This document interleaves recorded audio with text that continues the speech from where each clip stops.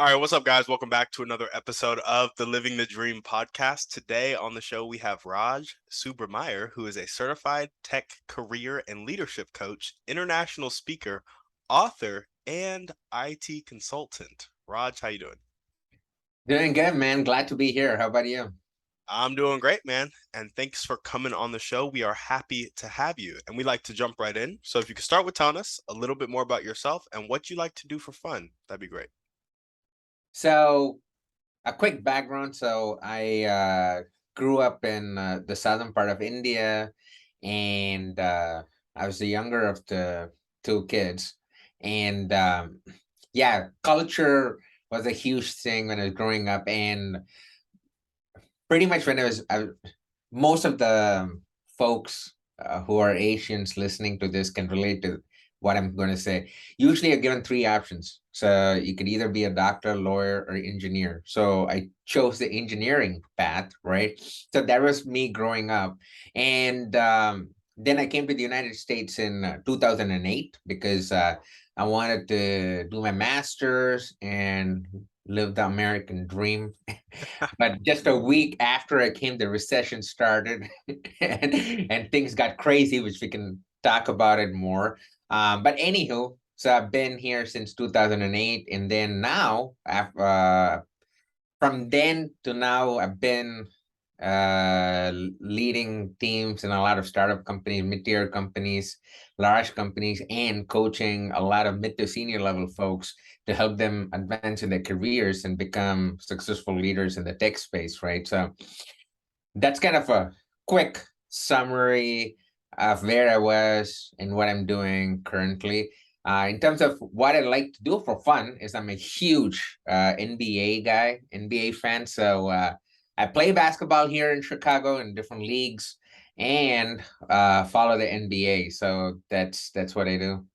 Okay, there we go. There we go. Are you a good shot? Are you better on defense? Do you take it to the hole? What's your kind of game? I'm like a Tristan Thompson kind of guy. So for folks who know double T, so I can shoot the jumpers, and I'm really good on offensive rebounding and defense, and I can make the plays, right? And I'm really good inside the D. But so usually I play the center, although I'm pretty short for a center. I'm only 6'2", but I can hustle and I have good body weight. But the point is, yeah, since I could do the jumpers, play inside the D, take the offensive rebound so people keep me around. There we go. There we go. Well, that's awesome, man. Who's your favorite team? The Cleveland Cavaliers. So I'm a Cleveland guy. Since I came to the United States, I spent majority of my time in Cleveland, and then I started. So I used to live close to the basketball arena in Cleveland. So I after 82 games, I used to watch at least 35 to 40 games at the Q. They call it the Q. And yeah, I became a huge Cleveland fan.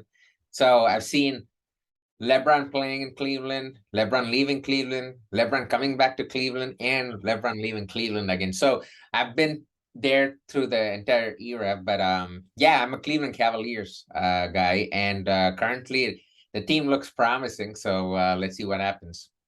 There we go. That's some exciting stuff. I bet you were hype when LeBron and Cleveland won against Golden State. Was it 2016? 2016. Oh my God, dude, Cleveland went crazy, Yeah, crazy. That yeah, it it was a miracle. Like no one expected Cleveland to win, and then down 3-1, right? yeah, down 3-1, and then when LeBron, Kevin Love, and Kyrie Irving could pull it off, it was a big thing, man. Yeah, we didn't have any type of championship for 50 years, and then LeBron got us one. So we're okay if LeBron left, and to do other stuff. He's gonna come back probably before he retires. I'm pretty sure he's gonna probably play a season and then retire and maybe buy the Cleveland Cavaliers. But the Yeah. point is, he did his part, and for the next 50 years, we are happy with the 2016 championship. So yeah, I was watching the game, and it was something, man. It was really, really, yeah, epic moment in the history of NBA, I would say, and history of Cleveland as well. So No, for sure. Definitely was. Definitely was. Well, awesome. Tell us a little bit more about being a tech career and leadership coach. So I know you said you led teams in startups. Are you still doing that? Or are you more focused on helping place people and helping them develop their careers? Yeah, so that's a great question. So let me just give some context for your listeners, right? So I grew up as a shy, introverted kid, and I constantly kept comparing myself with other overachievers around me, and then I was compared to other people by my family, and it led to a lot of anxiety, stress, and I was pretty depressed for the first 19 years of my life, right? And then I had a trigger event when I came to a realization that all this while I've been letting other people's opinions be my reality. I was trying to please other people, but in that process, I was disappointing myself. Once I got the realization, then a switch happened, and the next 25 years has been about this whole transformation from a shy introverted kid earning a minimum salary into an international keynote speaker, author, and tech career coach, right? During that transformation, I realized that there were a lot of underdogs like me, like people who have the skill set, who have the talent, but who have these limiting beliefs. They think they're not good enough because other people said so, right? So I started seeing this throughout my IT career when I was working with teams and started leading teams. I always saw these, people who reminded me of the past Raj, and that's when in 2015, I decided that, you know what? Yes, I'm earning a lot of money, but the point is I still don't feel fulfilled. So that's when I started my side hustle, which was funny story, not tech career coaching. I started doing technical workshops, teaching people how to code for a year, but then that was not giving me enough passion. It was not my passion. That's when I came back to my roots and remember people telling me that, man, you're a great motivator. You can easily make complex things, sound so simple and help people advance in their careers. That's when I thought, you know what? Why don't I should pivot and try career coaching, but specifically people in tech space because that's my jam. And yeah, that's how I got into this whole tech career coaching since 2017, actually. And so the main thing I do is tech career coaching, but I also still try to be relevant with the tech space. So I do writing for a lot of companies. Then I do consulting for a lot of startup companies and tech companies as well.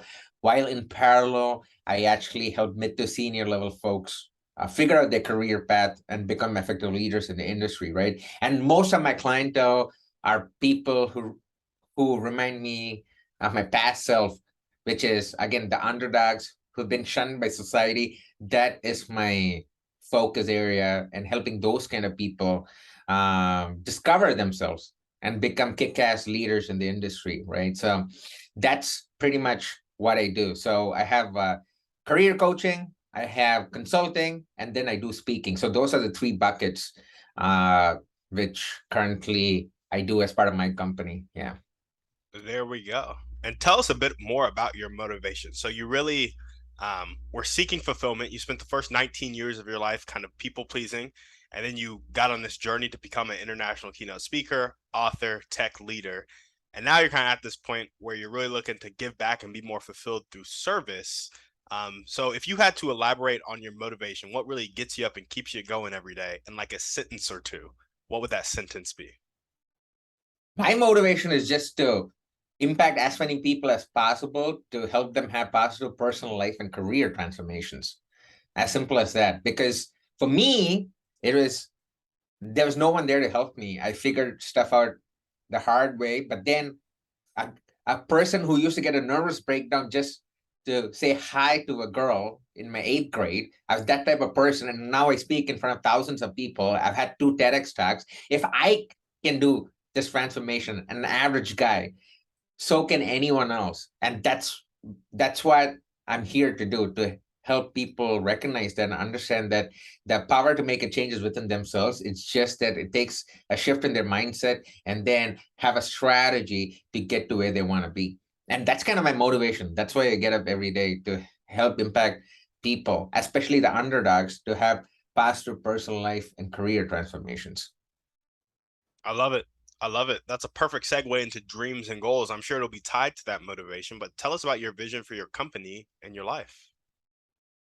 My vision of the company is, again, tied to the Un- what I want to do. My dream is to impact as many people as possible. So say 5 years down the line, I want Child Latte Consulting to be the change maker when it comes to diversity and inclusion, helping people in their career transformation, help to motivate people, right? I'm not talking about like I want to be like a Tony Robbins, but what I want to be is someone who can help the underdogs, people of color, to get more meaning in life. And that's what I want my company to stand for. And how I'm going to do that? It's through gradual process of the three buckets which I focus on. And I want to make sure it aligns with my dream and my vision to impact people. So I gotcha. So be the change maker for diversity and inclusion, help and motivate people in their career transformation, and specifically people of color to get more meaning in life. exactly. Yeah. Because me being a person of color and seeing all the things happening in the world, I think people like us need to rise up and help other people in need, especially people of color who have been, again, shunned by society. And so that's a common theme. So have someone who's been shunned by society or barred by society, then I come in and then let them know that society is wrong and you are right, and I'm going to show you how. And that's my space. That's where I thrive. That's where I've helped 60 plus clients to discover themselves. I love it. I love it. So, what are the top 1 to 2 skills that you think you need to develop to get your company to the place where it's the change maker for diversity and inclusion and you're maximizing how many people you're impacting? It boils down to two things which I've been constantly trying to do for the past 3 4 years, which is do the work and be consistent. So what do I mean by that? One of the problems, including for me sometimes, is that we have all these audacious goals and then vision and stuff, right? Say, for example, you go to the gym, right? You want to have the six pack and you want to become like reduce 50 pounds.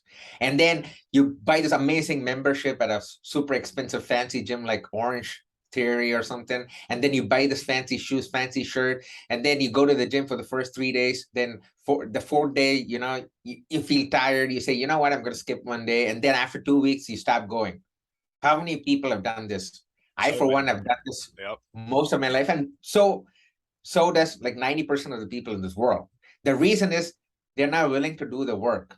So you have to do the work to actually see results. And you have to do the second thing, which is consistency. That is the key. Doing the work and being consistent. Even when you don't feel motivated, that's when you need to show up. That's what actually separates you from other people.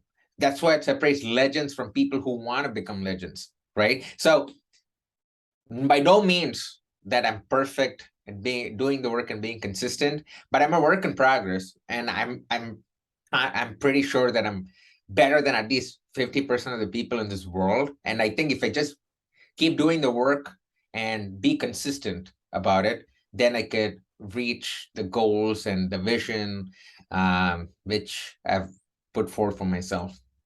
Yeah. Yeah. I love it. What are the highest impact? So we talked about doing the work. What are the highest impact daily actions that will tick the needle forward towards your dreams and goals? Daily actions which could take you towards the dreams and goals. I think you really need to have documented goals of where you want to be. This is the thing. Our life is like a GPS system. Okay. Say you want to go to a place. If you don't put the destination address, then you cannot complain that you didn't reach the destination because you didn't put the address in the first place. Then you cannot complain Google Maps or whatever navigation system you're using is not working. Our life is the same way. If you don't have a strategy and documented vision or a mind map of where you want to be in 5 years and how you're going to get there, what are the different action steps you need to take every single week to achieve those yearly goals or quarterly goals or whatever you set forth for yourself, then you are not going to get to where you want to be. So for me, at the end of every year, I sit down and see what went well, what didn't work out, and what I want to do next year, which is going to take me towards my goals. And then I have these goals. Under these goals, then I come up with different actions which I need to do to reach those goals. And then I figure out a timeline within which those actions have to be performed, not just on a quarterly basis, but on a monthly basis and a weekly basis. I drill down to every week what I need to do to achieve my quarterly goal, and every quarter what I need to do to achieve my yearly goal, every year what I need to do to achieve my 5-year goal. So everything is mapped out. So once you have clearly defined goals documented, that's what is going to take you to the next level. And this is not just me saying. Every person, every self motivation book you read, they talk about this, but none of them implement it. But I 100% agree that when you document these things, then you have a better idea of where you want to go and what you want to do.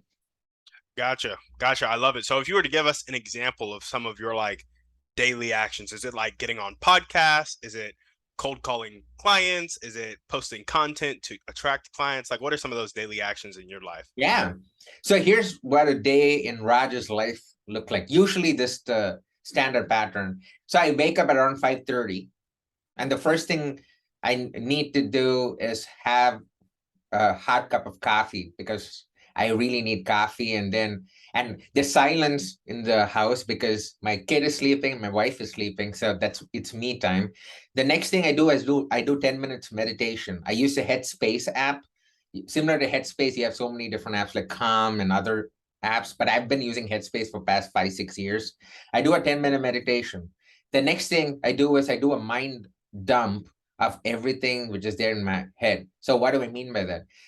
That in order to succeed or to seize the day, you have to write down all the things which is in your head, because that itself is going to be stressing you out and prevent you from focusing on the things which you need to focus on. So what I do is literally take a paper and pen, write down all the things in your head which is going on. For example, oh man, I have to do that Amazon return. Oh, I have to call these 2 clients. Oh, I have to follow up with John. Oh man, that article submission deadline is within 2 days. So whatever comes in, write it down. The next thing I do is put a number between 1 to 10, prioritize that list. Okay. Put on based on what do you think is priority to do that particular day. And my whole motto in life is to do the top 3 things every single day. And to do that, what I do is I put time blocks. I put 1-hour time blocks throughout the day where I focus on that one particular thing. So for example, say an article for a tech company is due in 2 days. I'll put 1-hour time block of focus work just to focus on that article. My phone will be on do not disturb. My room will be closed, and then no Facebooking, no text messaging. I just focus on that one particular task. And the concept is called deep work. And there's just quick tangent. There's a book called Deep Work by Cal Newport. I highly recommend that because they talk about these concepts of focusing on cognitively demanding tasks within time box sessions, and that's what I do. And then at the end of the day, I see what all I've accomplished that particular day, and whatever I'm not accomplished gets carried over to the next day's to-do list, right? And then I'm very strict with my time. I treat my time as my baby, So no one can ever reach me between 4 to 8 p.m. This podcast is an exception because we already scheduled at 5 p.m. here in Chicago time. But the point is, 4 to 8 p.m. is my family time where I pick my toddler from daycare and then we spend time and then I put him to bed. And then after 8:15, then people can contact me. So you have to be really strict with your boundaries. You have to have time box sessions of focus work, and you need to have a to-do list, prioritized to-do list, so that you can focus on the particular things you want to do, right? So that's kind of my Monday to Friday. And then on Saturday, I take about 15-20 minutes to plan for the next 2 weeks on what is coming up, what do I need to do. So in this way, you reduce anxiety, you're better prepared to face the week, and Mondays won't be, really daunting for you if you really have a plan and go with a structure to face the different tasks for the particular week. So that's kind of what my usual day and week kind of looks like. I've been doing this for 5-6 years. That's how I'm able to produce at a really, really high level. Anything I do, I produce at a high level because I have strict boundaries. I have focus sessions. I have a plan. I have a priority list on how to work. I love it. And so when you first started doing deep work, I know in the book, Cal Newport really talks about um, like 90-minute sessions. And I know you go for an hour. Did you find it hard to focus when you initially started out? Oh, 100%. So initially, yes, I did find it hard to focus. So my advice based on the experience I've had and what I've seen other people doing is start with 20 minutes of focus, right? Or 25 minutes. It's called the Pomodoro technique, actually. But our Pomodoro technique, the point is you start with a 25-minute session. You can use your iPhone timer. And then after 25 minutes, then you take a break. You defocus, do something, go for a walk, then come back, do another 25-minute session, right? So I would say start small, start with 20-25 minutes, and then you can keep expanding. For me, 90 minutes was too much for me. So my sweet spot was 60 minutes. So I always do 60-minute session, 60-minute session. The exception is when you're in a flow state where, ideas are just pouring, the timer will go up, but then you'll just switch off the timer and then keep going for another 30 minutes or an hour. It's not like a rule, which if you don't follow the 60 minutes, then things are going to, go bad. It's just what works for you. But the high level point is to have a structure of accomplishing things and focusing on cognitively demanding tasks. So my advice would be start 20-25 minutes and then use a timer, and then keep expanding, and then figure out what your sweet spot is. And then I do 3 to 4 1 hour time boxed sessions every single day. And then the rest 4 to 5 hours, I keep it free for things like this, like podcasting and other stuff. Because I know that I have to perform in my 3 buckets, which is speaking, consulting, and career coaching. And all my goals are based on these 3 buckets. So always there's going to be one time box session focus on any of these buckets on a particular day. And I also kind of try to compartmentalize things. What that means is Monday, Tuesdays are usually my focus days. I try to not have any meetings. Then Wednesday is my content day where I write all the content because I post consistently in social media, record videos and stuff. Thursday, Friday, I usually reserve it for calls. So in that way, your mind gets actually tuned to what to expect. The problem is, if this is the thing, why did Steve Jobs always wear the same kind of shirt? Why does Mark Zuckerberg always wear the same kind of shirt? Why do people have only like 3 pairs of jeans and 4 sets of t-shirts? That's because they don't want to think about what to wear. They just wear the same thing over and over again because they can use their critical thinking capacity for other things. It's the exact same concept. When you train your mind saying, okay, Monday, Tuesday is just my focus work, your mind already knows, okay, this time for me to focus. Then Wednesday means content day. So the more you do it, your mind gets used to it, and then it becomes like an assembly plan, right? You just keep producing. And this is not to say that all of a sudden, sometimes, my kid will be sick and have to take him to the doctor, then all bets are off. Of course, I have to take my kid to the doctor. I cannot say, you know what, I have my content day, I cannot take my kid, and then my wife will kill me, right? So the point is, nothing is like you don't want to follow anything verbatim. You have to first experience it and then figure out what works best for you. So that's why the context is key, but the general structure is what I actually described now. I love it. I love it. And I'm just curious, what types of things qualify for deep work? Because there are some people who are just like sales professionals and maybe all they do is cold call, or all you do is like kind of click buttons and you're not writing literature or like doing deep thinking. So if somebody doesn't have activities they feel qualify for deep work, what would you suggest to them? So based on the literature, it's about focusing on cognitively demanding tasks. So if there's any task where you have to use your brain, your mind, then that could be a cognitively demanding task, right? So that's what the literature does.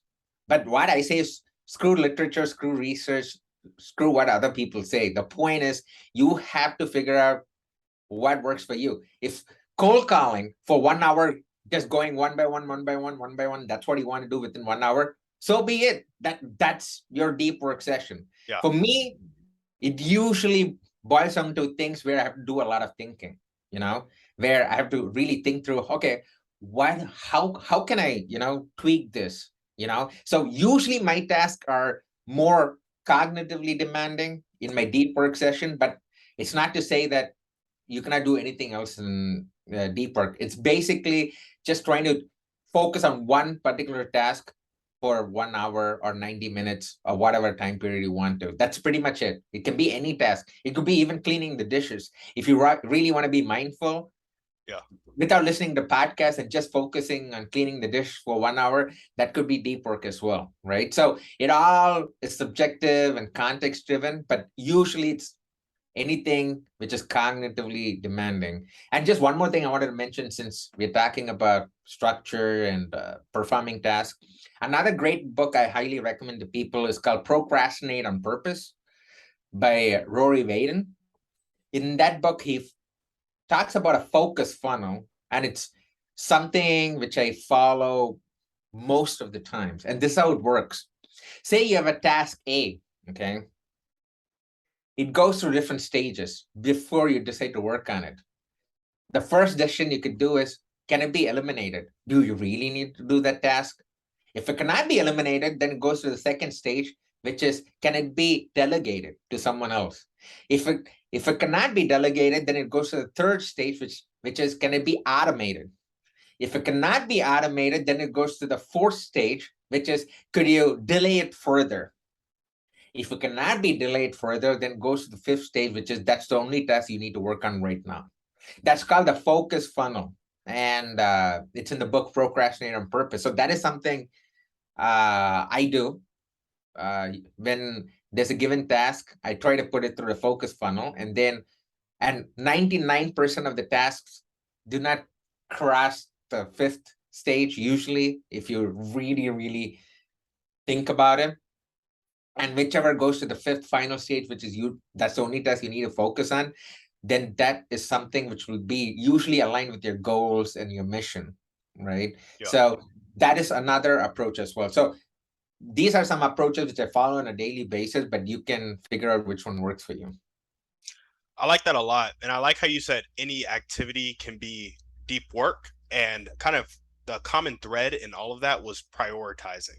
So getting Right. clear on your goals, getting clear on your key performance indicators, those things that you can do daily that will move you forward towards your goals, and then making the top things that you can do daily, just make those your deep work sessions. If you're a sales rep and it's cold calling, make sure you make 60 cold calls in that hour. If you are a copywriter and it's writing ads for your boss, like make sure that's what you're doing in that 60 minutes. If you code, a deep work coding session, which that is a cognitively demanding task, so you don't really, that's not really Right, right, questionable. right. But yeah, I really like just the focus on prioritizing the action. Anything can be deep work, just focus. So thank you for that. I think we've touched on this a little bit, but what character trait do you most need to develop right now to make your dream life come true? I think resilience. Mm, If one thing COVID has taught us is you need to be a resilient to survive as an entrepreneur. You know, how many restaurants and people have been affected in the hospitality business alone, and then there are so many other businesses which have been affected, yeah, and those who survived majority of times are the people who have been resilient. And I myself had to pivot. So for example, 2020 was going to be my year where I had so many speaking gigs booked, and then I was going to travel, I'm going to make money, and then COVID hit, and then everything came to a halt. right? Yeah. And I could have said, you know what, this is not fair, and I can keep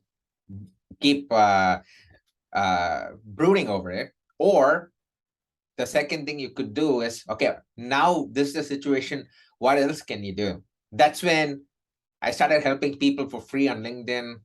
People started contacting me because they got laid off and stuff. And then after a month, I had helped up about 45, 50 people. And some of the strategies which I was saying were similar strategies which were working out for people. That's when I decided to write my book. And then I wrote the book in 2020. So I think resilience is the key, which helps you to modify your actions and adapt to different situations. So I think that's one key piece.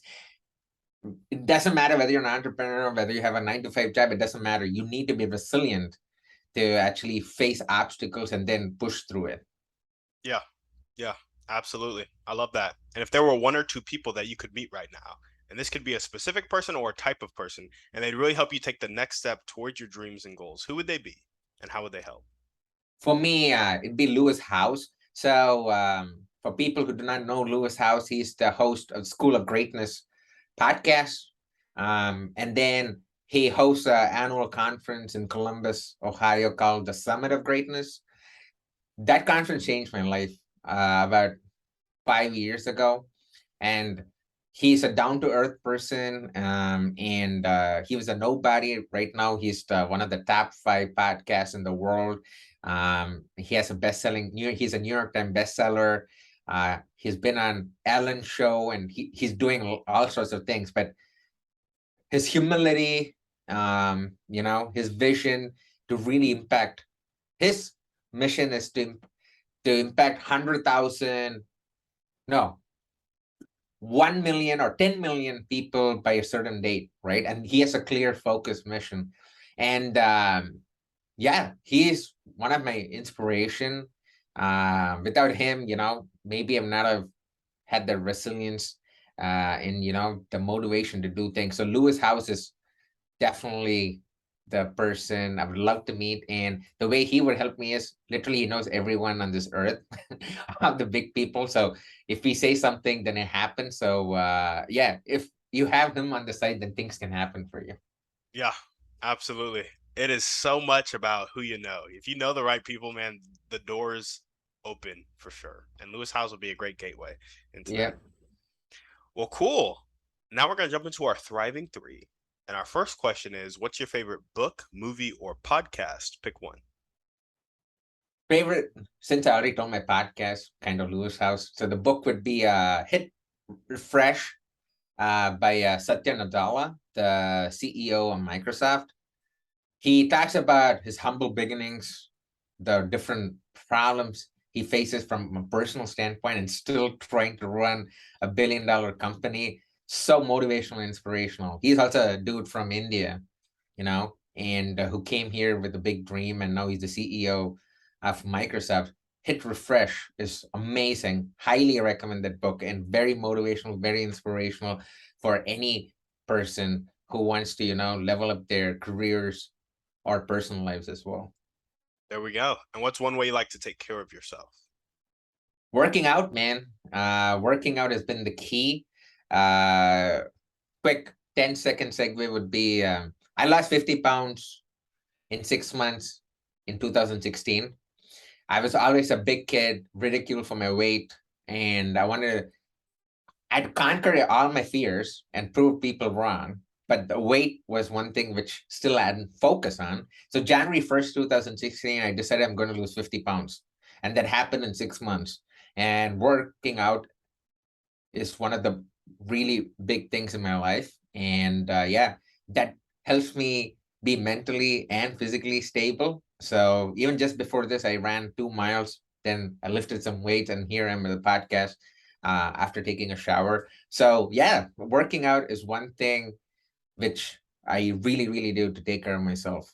And health is wealth, man. You can have billions of dollars, but if you're in a freaking wheelchair and cannot do shit, then it doesn't matter. Yeah, yeah, for sure. Alrighty. What is one action step that you can take right now or continue to take if you're already doing it to meet Lewis House? So just to make sure I understood the question, what's the action step you can take right now for me to get to my goal? Right, that's the first part, and then how to meet Lewis House would be the second part. Would that be the right summary of your question? Yeah, we could talk about dreams and goals Right. and Lewis House though. For sure Lewis House. Lewis House would be attending Summit of Greatness, for sure. And then there he personally meets people, takes pictures. That'll be a great avenue. And also, constantly, being active and replying to his posts and adding value to his posts, consistently doing that. And then finally, then you direct message him and then email him to, get some time. And I think that's how you can get onto Lewis Howe's radar, and that's how it's going to be. But that I have to map out a whole plan for that. It's again like a 6-month plan to get on his radar. But the point is, it is possible. Yes, people have done it, and it is possible.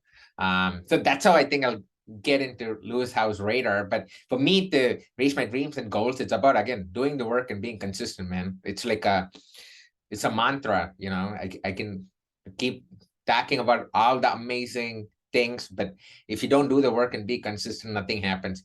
Whoever you may be, you could be Jeff Bezos, but if he doesn't do the work and be consistent, you don't have Amazon, right? It's the same thing. So do the work, be consistent. Yeah. Yeah, absolutely. I love it. Now we're gonna jump into our final series of questions and just a little I don't even know the word. I'm blanking on the word. But just before we jump into these final series of questions, I didn't send these beforehand. They can get a little personal. So if you don't want to answer them, just be like, I'm gonna pass. And I'll be like, all right, cool, and we'll move on. Sounds good? That sounds good. Awesome. What is one limiting belief that continues to pop up in your life, if any? That I'm not a good enough speaker and coach when I'm actually coaching people who are better than me, have more experience than me, then I have limiting belief that, oh, they're better than me, but I'm coaching them. Yeah. Am I good enough? So yeah, that's what happens sometimes. Where do you think that limiting belief comes from? I think my past childhood trauma, where people label me as dumb, not good enough, and it it puts a scar on you. In fact, my parents they used took me to a doctor to make sure I was mentally stable when I was a kid. Then they took me to a temple. Temple. I, I, I'm not religious, but I'm Hindu religion apparently. They took me to temple and asked God to give me wisdom and stuff. So the point is, yeah, it's super funny talking about these things, but it actually puts a scar on you. Yeah. And I think that's the reason why seeing all the things I've accomplished, am I good enough? And it's human to have those limiting beliefs. But yeah, I think my past childhood trauma is something which I'll always live with. And it's good to have limiting beliefs. Though that's when you actually let fear drive you and actually do something. Otherwise, you'll be in your comfort zone. So I've learned how to use my limiting beliefs in a positive direction. But again, by no means I'm perfect. Sometimes, I get into a hole and then think about what am I doing. That's where your few people who you can trust come into picture, right? I have a therapist, I have a coach, I have my wife. So those three people really helped me to get back to reality, saying, "Dude, you have so much shit that you've done, and why are you thinking about this?" Right? So select those 2, 3 people, and whenever you are in a rut, they can help you get out of the rut. Yeah. Yeah, for sure. I love that. Do you have any actions? So obviously you've done some work on your limiting beliefs. Most of your actions are going towards your dreams and goals. But do you have any actions that pop up either daily, weekly, monthly, or even once or twice a year that reinforce that limiting belief? Meaning like you have that thought, you have that belief, and then you act based on that belief. Do you have any actions like that in your life that are currently? So one of the things I do is constant learning, and when I see other people speak or other people coach, then I feel, oh my god, my skill set is so bad. I really need to do some stuff, right? And although I have 17 years experience in tech, I've led teams of 50 people, I've led $1 million teams and stuff. Still, when I see other people, give talks or talk to them, I feel really small. But that's when you have to realize that in life, there's always going to be people above you and below you in terms of esteem, in terms of status, in terms of revenue, irrespective of what you do. Even Jeff Bezos, you'll think, yes, he's a billionaire. There's no, nothing. There's nothing he needs to do. No, he may have some insecurities. He may think about, man, I wish I had better relationship with my wife. So the point is, no matter what you do, there's going to be some part of you which you'll feel that it's not good enough because after seeing another person, so Yeah. so I constantly tell myself that when I actually feel these limiting beliefs, and then I do a lot of passive self-talk to help me, get out of it. Gotcha. Gotcha. So a lot of positive self-talk and then just realizing it's a human thing. It's a human thing, yeah. And also one thing you need to remember is there's this fine line between dedication, perfection, and obsession. Dedication, perfection, and obsession. So, for example, again, coming back to the gym thing, and again, for those listeners or viewers, it does not mean that if you don't go to the gym, that means you're not good. I'm just giving a example here based on my point of view, okay? So, nothing against people who do not go to the gym, but what I'm trying to say here is, if someone thinks, you know what, I want to work out 1 hour every day, right? And then if they have only 30 minutes, then they don't work out. But they don't realize that even if you step into the gym and lift weights for 10 minutes or 15 minutes, that is still a workout. That's why there's a fine line between dedication, obsession, and perfection. And that is something, as a perfectionist, over the years, I've come to, realize that. And then sometimes whatever you do is enough. And whatever you can do is what you can do. And that's pretty much it. It all depends upon showing up and doing the work. That's why I also highly recommend this book, Atomic Habits by James Clear. He talks about the exact same thing. When you want to say you want to go to the gym, see, I'm again taking the gym example because it's easier to understand for people and it's not complex. That's why I'm taking the gym example here. Say you want to go to the gym. The first thing you want to do is just keep your shoes next to the bed so that when you wake up, you can immediately put on the shoes. Yep. That is a habit. Do that consistently for 2 weeks. Now it becomes a habit. Next, you can pack your bag, and then maybe you won't even go to the gym for the first 1 month. It's all about wearing those shoes. But then you're developing a habit and it's taking you forward step by step to the ultimate goal where you want to be. Atomic habits. So that's what I'm talking about here as well. So small steps to reach a bigger goal. And that's what we need to keep in mind. Yeah, that book has some crazy stories of people who have applied atomic habits successfully. I think, keeping with the gym example, he had somebody that he was talking to. He helped them develop some habits. They could only go to the gym for like 3 minutes or 5 minutes or something. And they would be there for that 3 to 5 minutes and they would have to leave. Like, you have to stop.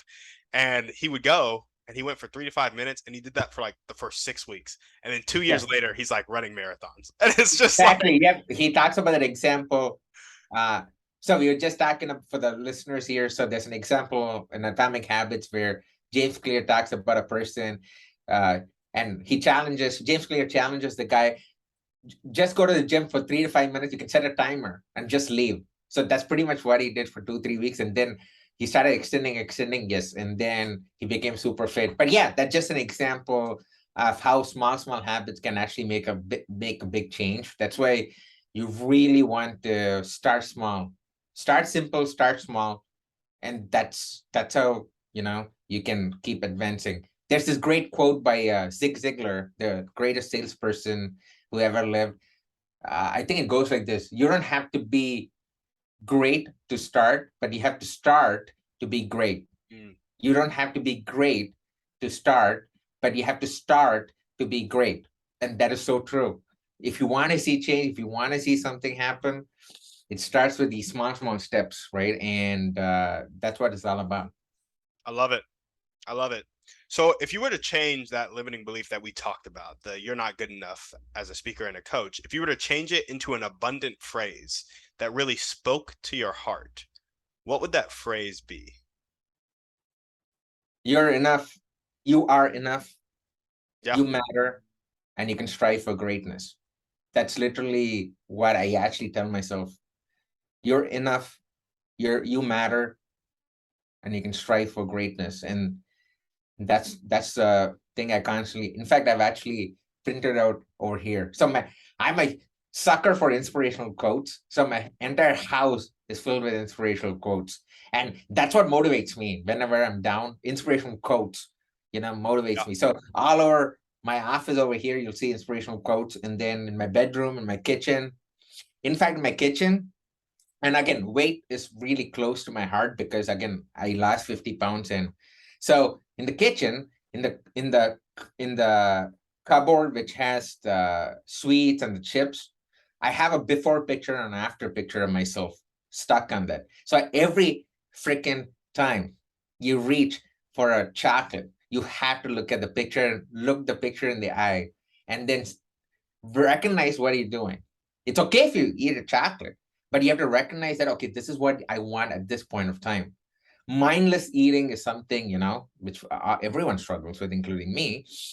But for me, I need motivation. And for me, I have pictures of me before and after. And that actually really motivates me to not binge eat, uh, because I have emotional eating problem, right? Throughout my life, that's my Yeah. past childhood trauma. So I need to have these strategies and methodologies in place in order to prevent myself from getting back into old habits which didn't work out for me. So those are some ideas for you folks as well. In the sense, if you want to motivate yourself, have inspirational quotes, have pictures, have constant reminders, have Google Calendar reminders of things you want to do, and that's how it works. Yeah. Absolutely. Alrighty. We got one last question for you. And before I ask this question, I'm just gonna say a little bit of pretext. So Alex Hormozy talked about the difference between manipulation and help. And he said that the difference between manipulation and help is intent. And what he meant by that is that in both scenarios, you are influencing people, but when you're manipulating, you're trying to get somebody to do something that you want them to do. And then when you're helping, you're trying to figure out what somebody wants to do and then help them get there. Does that make sense? Yeah, and I'm smiling because I literally during my run today, I was listening to his episode on School of Greatness. So for folks, I think the second latest episode is with Alex Harmony from in School of Greatness with Lewis House. I was literally listening to his episode today. That's why I was laughing. But yeah, keep going. But yeah, I find it really funny that you mentioned his name. So is this his second interview on there? I know he's been on there a This is the couple second times. interview. It's a second interview on there. So he did a first one, and then this is the second one. On the first one, he talks about his marriage and about relationship and stuff like that. And this is the second one, more business oriented and lifestyle and stuff like that. So yeah, so he has two. Yeah, but I think within a span of 10 to 15 episodes, in the last 15 episodes, he has come twice. But now I think the latest episode or the second latest one has Alex again. I highly recommend that. That's also a really good read. I mean, good listen. Gotcha. Yeah, Yeah, I'll have to go listen to that one. I love yeah. both of them, Lewis Howes and Alex Hormozy. So Oh yeah, I love that guy, dude, and I love his videos. Wearing shorts and he's yep. jacked. This beard, he doesn't give a shit about society. I love it. That's how you need to be in the sense, he for people who don't know what I'm talking about or we are talking about. If you go to Instagram and follow Alex Armonsi, every video he'll be wearing shorts and pretty much like a sleeveless shirt or something. He's jacked. Yeah. And he'll just be talking about life and so many different concepts. He doesn't give a shit about his looks and stuff, but I love it. Those are the people I love. Yeah. Yeah. No, absolutely. I'm right there with you. Hmm. Well, awesome. Awesome. So there's a common saying that you can lead a horse to water, but you can't make it drink. But I Yep. actually found out from Dr. Alan Leica, who was a guest on the show, that you can make a horse drink. You just have to salt its oats. and eventually it will want to drink the water. Now, Huh. I want you to think of a person with a really fixed mindset, not willing to accept help, not willing to accept change, and they're also discontent with their life. They don't like where they're at. How can we, you and I, create an environment to salt their oats and help them make that choice to change their life? It's funny you ask that because most of my clients are of that mindset where they feel they're not good enough, they can never change, and they're resistant to change.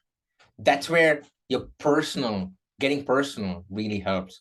I always share personal stories. I share my experiences and my examples of going through the same journey as them. I literally tell them that my darkest secrets, the the darkest days and how I got out of them. And I'd let people know I'm human. We are all human.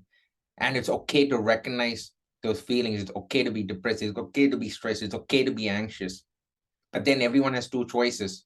One is to recognize that and just continue living your life like that till you die with no purpose. The second thing is recognize that and then try to do something about it. And when you do something about it, doesn't mean that everything is going to succeed. But even if you fail, you're going to learn something which is going to make you better for the next time you try something. So majority of the people I work with are resistant to change. But when I share my personal experiences and my grief, and then also get personal with them, because a lot of people have their own personal stories. They just got out of a bad breakup. They don't have money, you know. They're a single mom supporting the kids. You have to get personal because there's always a why for a person. You need to use your personal experience and figure out what the why is. And when you relate the why to the path they want to be, that's when they feel motivated, right? Irrespective of who you are, you can change, but you need to have a strong why. Just like how Simon Sinek says, you need to find your why, right? You really need to have a strong why. And when you relate that with personal experiences and then connect that with a strategy and a career path where you can go, that's when change happens. And it doesn't happen drastically, but it will happen. But that's why before I work with a person, it's okay if they're resistant to change, but I want to see whether they have the fire inside them to actually want to make a change. Because we are talking about two different things here. We're talking about resistance to change.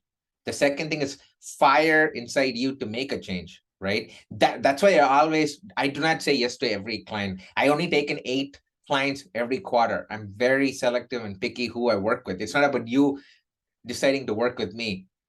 You're lucky to be working with me, okay? Because and it's not boasting about myself. I know I can make a difference. If you go to my website, I've changed so many people's lives because I know I'm really good at what I do, and that's why I do what I do. But when I have my initial call before they decide and I decide, I start noticing patterns in the sense what's their situation? Do they really have the spark inside them to make the change, right? Because if you don't have that fuel inside you, the fire inside you, irrespective of what happens, you're not going to make a change, okay? And unfortunately, there's small percentage of people who are like that, and you cannot do anything about it, you know? Maybe I didn't do a good job in convincing them, so be it. But the point is, I've had those people, you know? But coming back to the question again, it's about, finding the why and then getting personal. And that's when you can actually make the change. Yeah, I love that. And I think you're completely right. Like we can salt people's oats as much as we want, but ultimately you can't make them drink. Like you cannot chug water down their throat and have them swallow it. So they do have to have that drive. They do have to have that like I'm going to drink the water. I'm going to change my life. I'm going to do this. And then we can salt their oats and we can help them in many ways, like you said. So, And I'm not here to spoon feed people and then, carry them in my arms and go. No, we're all grown ass adults, okay? If you want to make a change, you want to get that freaking job, then act like you want to get that freaking job. And then if you do that, I'll do anything it takes to get you there, right? But if you're, oh man, I don't want to do this and stuff, then you're not the right client for me, yeah. okay? What you see is what you get. I'm super direct, diplomatically, and I work really hard for the people. Okay, they become friends, they become family. I've placed people in Microsoft and Amazon and Google, and those were people who thought that they should go back to their native place, get out of US because they thought they didn't have the skill set, but they got placed. That's because they believed in me and they had the fire inside them to change. Yep. So I treat people like adults. That's why I don't deal with, deal is the wrong word. I do not work with college hires or, fresh graduates, because they're not in the same wavelength as me. Only mid to senior level folks are in the same wavelength because they know their shit. They have faced a lot of obstacles. They have family usually. They're going through a lot of problems themselves, and they want to advance in their careers. Those are the people I want to work with, because that's whom I can help best, right?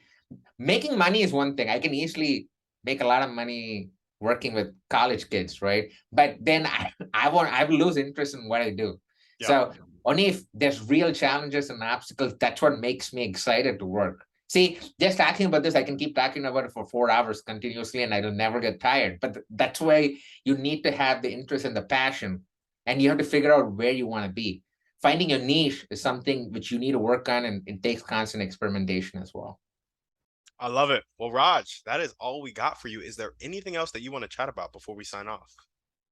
No, I just want to acknowledge you for showing up, every single day and bringing guests like us and offering value. I know it's a lot of work. That's why I choose to be a podcast guest instead of a podcast producer. There's a difference there. So I pick my battles, I choose my battles. But yeah, I want to acknowledge you for that. Thanks for having me here. And for those of you who want to reach me and, just chat with me, I live on LinkedIn. So literally, if you type in Raj Subrameyer, I'll be the first person you'll see on LinkedIn, because no one in the world has the name Subrameyer except for me. So it actually indexes well in Google. But the point is, connect with me, hit me up, and then all information about me can be found on my website, rajsubra.com, which is rajsubra.com as well.